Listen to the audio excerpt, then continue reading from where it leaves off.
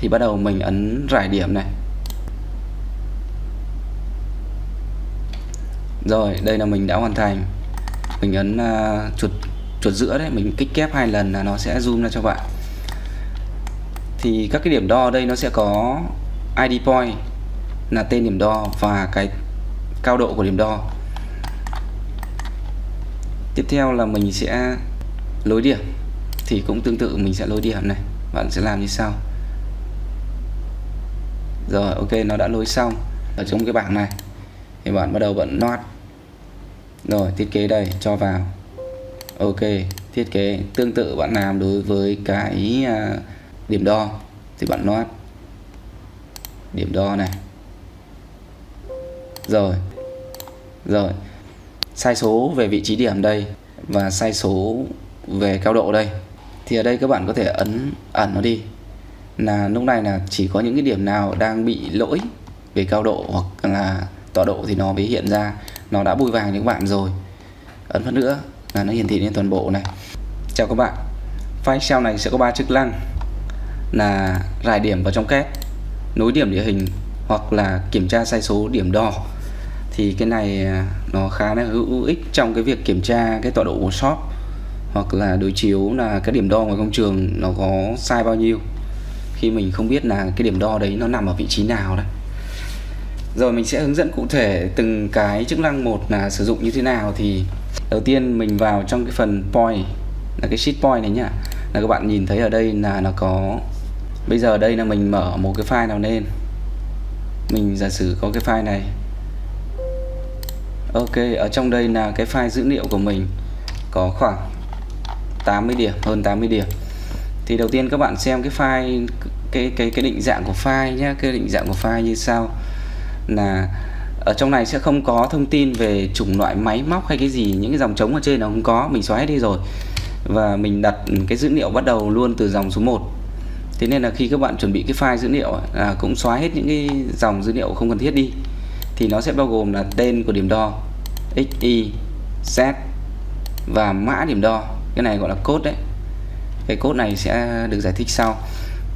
Ok, sau khi mình loát được cái dữ liệu ra rồi thì mình sẽ chuyển nó vào trong két. Thì bạn hãy mở file két lên trước nhé. Đối với hai cái chức năng này là rải điểm và lối điểm và rải điểm và lối điểm đo địa hình ấy, thì các bạn cần phải mở cái file két lên trước này.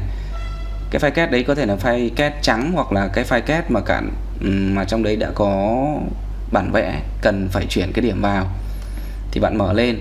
Và trong khi là bạn có rất là nhiều các cái tab đang hoạt động ở ô cửa sổ như này ấy, thì bạn phải đảm bảo là khi mình mở cái file Excel lên và mình ấn on tab này, nhả ra là nó phải chuyển được sang két luôn. On tab chuyển sang Excel đấy, như vậy thì nó mới hoạt động. Còn nếu trong trường hợp mình on tab mà mình lại chuyển sang một cái file khác, một cái chức năng khác đang hoạt động của Windows ấy, thì nó sẽ không hoạt động đâu. Thế nên là mình cho cái này xuống này, mình mở két này, xong mình mở Excel này đấy. Bây giờ mình on tab là nó sẽ chuyển sang liên tục như này, thì lúc đấy nó mới hoạt động. Rồi mình vào trong đây, mình loát dữ liệu xong thì bắt đầu mình ấn rải điểm này. Rồi đây là mình đã hoàn thành. Mình ấn chuột giữa đấy, mình kích kép 2 lần là nó sẽ zoom ra cho bạn. Thì các cái điểm đo ở đây nó sẽ có ID point là tên điểm đo và cái cao độ của điểm đo. Tiếp theo là mình sẽ lối điểm, thì cũng tương tự mình sẽ lối điểm này. Bạn sẽ làm như sau. Rồi ok, nó đã lối xong. Thì ở đây bạn xem là nó có một vài các cái hình này thì được quy ước như sau. Bạn xem cái mã nhé, trong cái code list này, code list thì trong đây mình đã hướng dẫn là các cái điểm đo nên đặt như thế nào thì nó sẽ ra hình thửa như thế nào, hình thù như thế nào. Ví dụ như trường hợp mình đo dạng tuyến như kiểu tuyến đường ấy, thì mình đo một mép đường thôi, sau đấy mình đo một cái điểm sang bên cái mép bên kia để nó offset đường sang bên này. Đấy thì dạng tuyến đối với cái trường hợp này là cái đường này từ đầu đến cuối tuyến là nó khá là bằng nhau thì mình đo được. Còn trong trường hợp thứ hai là một cái hình khép kín, một hình polyline Nó có thể là nhiều cạnh nhé, không nhất thiết là phải 4 cạnh như này đâu, nhiều cạnh mình đo và nó khép kín với nhau thì nó có cái mã điểm là PN01 10 131319 như này. Bây giờ mình sẽ xóa cái này đi, mình làm lại vào đây cho các bạn dễ hình dung này. Mình sang cái phần point này đi. Rồi lúc nãy là nó hiển thị cái cao độ, thì bây giờ mình bỏ cao độ đi, mình cho cái code vào. Thì mình sẽ làm như sau, mình vẫn rải điểm vào đi cho nó đầy đủ. Ok này, rải điểm xong này, thì bây giờ mình sẽ cho cái phần này nó to lên nhé. Các bạn chọn để để thay đổi được cái mã điểm thì các bạn ấn lệnh FI, rồi bạn select object, rồi xóa cái text position này, rồi đến cái text value xóa đi, ấn apply, rồi chọn P, enter 2 lần. Rồi bây giờ nó đã chọn được toàn bộ rồi, mình cho nó thành màu xanh. Rồi property của nó mình cho cái độ cao của nó cao lên chút, là cho khoảng chấm 3 đi, chấm 5 đi. Rồi bây giờ là chấm 5 hơi to. Rồi mình làm lại cái chấm 5 hơi to thì mình cho nó khoảng chấm 3 thôi. Rồi cho chấm 3 là nhìn được. Ok, thế thì mình nối điểm vào để nhìn được cái đồ hình của nó.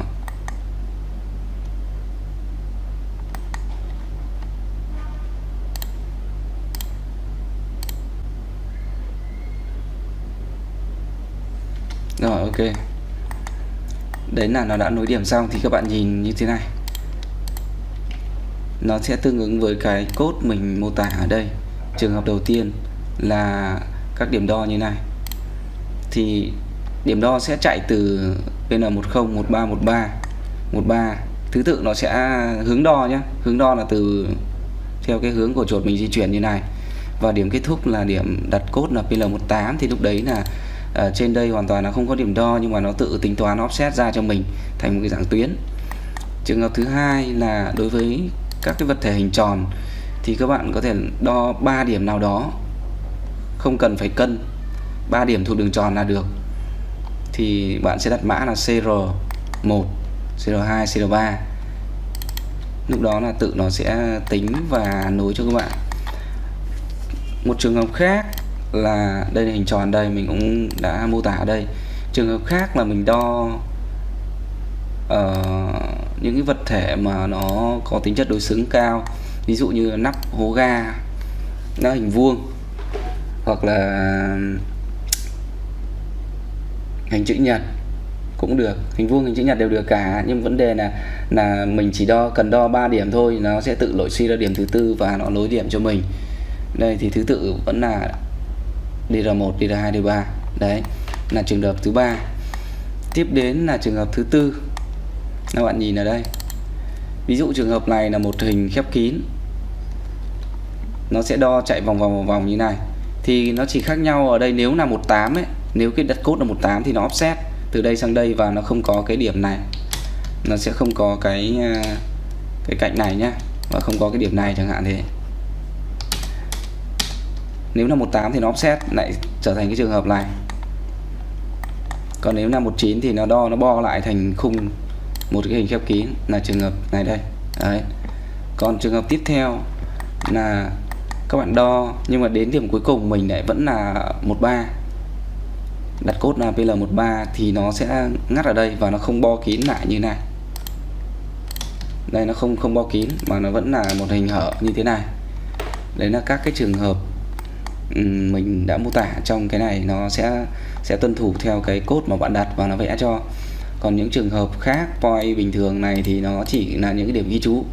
Thì các bạn xem ở phần này nhá.